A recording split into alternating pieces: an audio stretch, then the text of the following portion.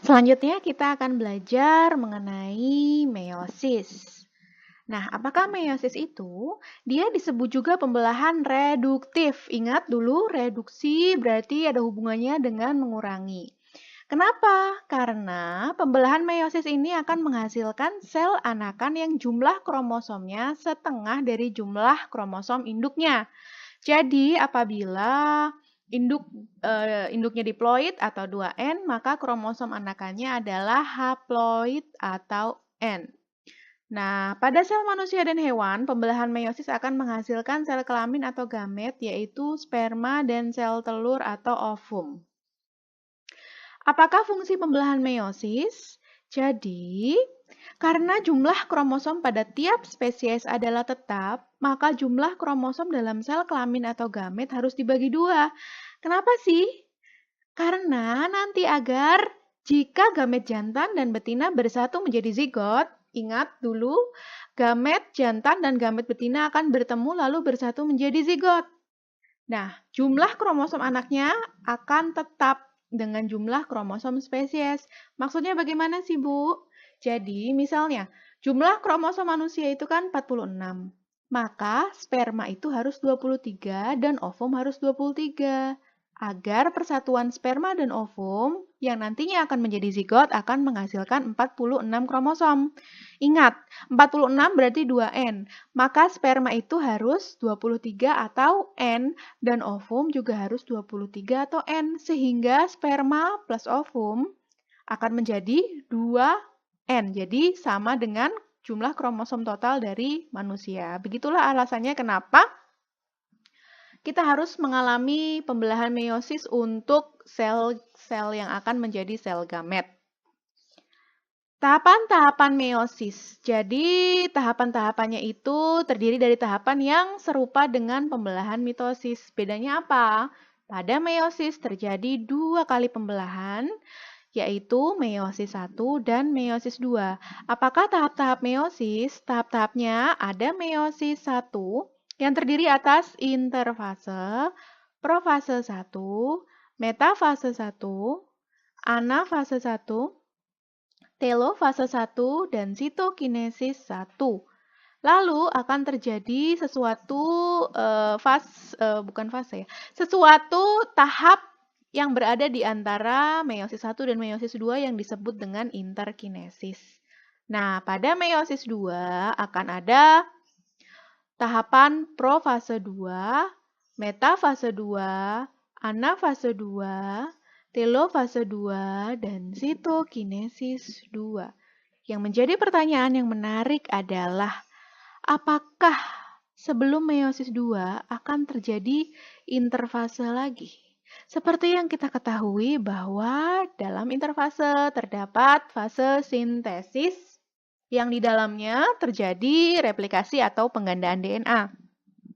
Nah, pertanyaan yang harus kalian cari tahu adalah, apakah sebelum meiosis 2 dilaksanakan, juga terjadi interfase lagi, alias terjadi replikasi DNA lagi?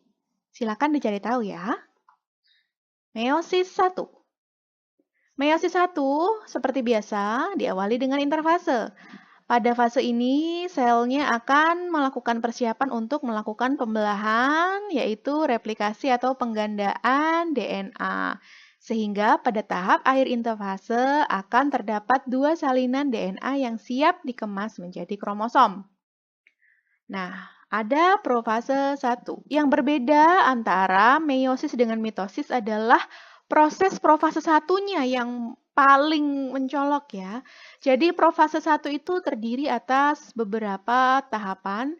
Ada yang namanya leptoten atau leptonema, zigoten atau zigonema, pakiten atau pakinema, diploten atau diplonema, dan diakinesis.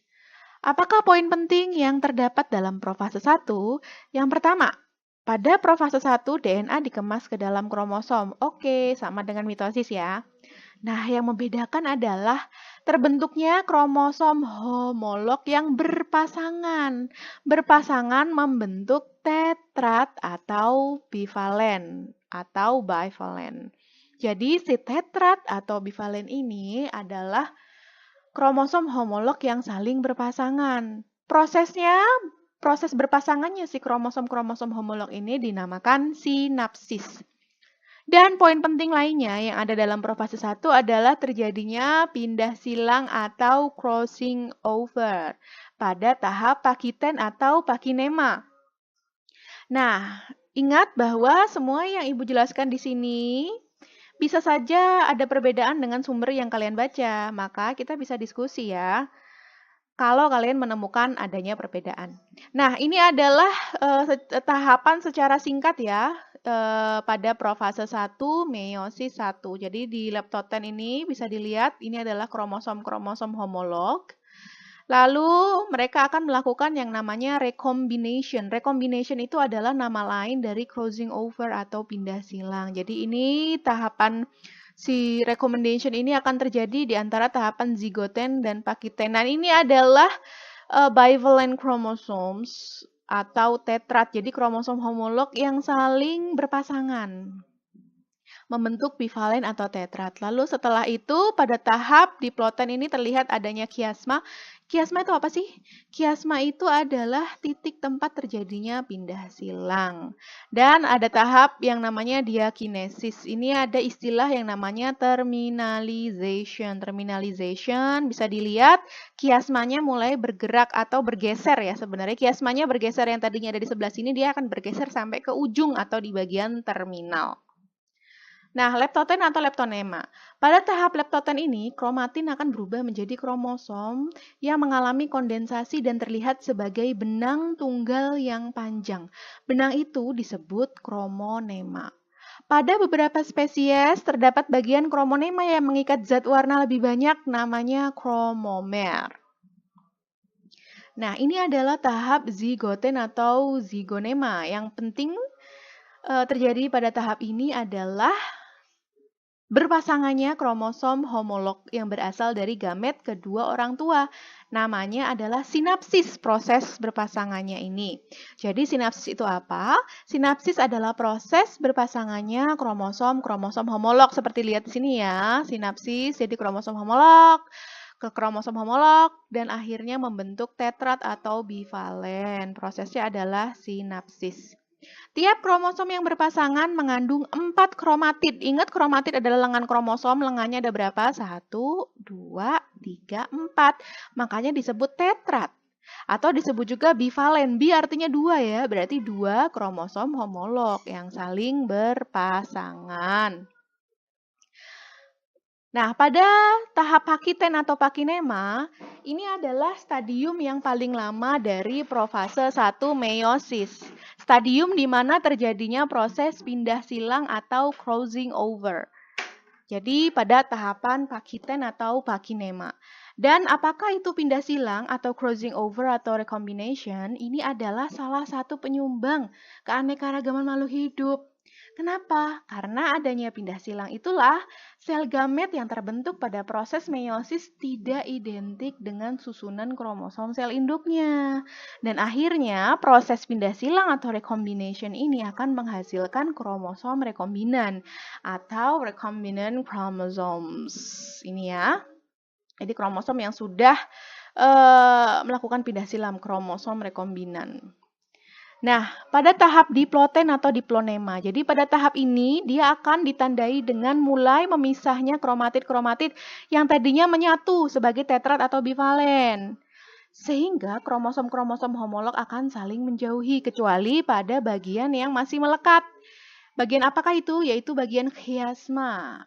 Jadi kalau jamak kiasmata.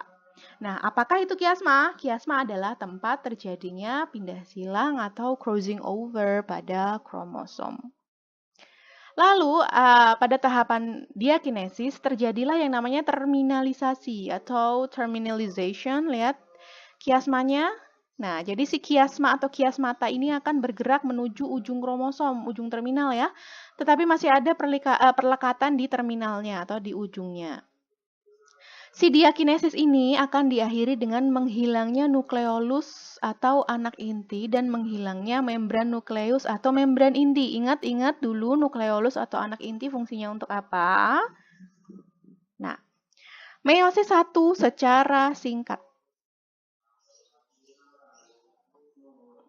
Profase 1,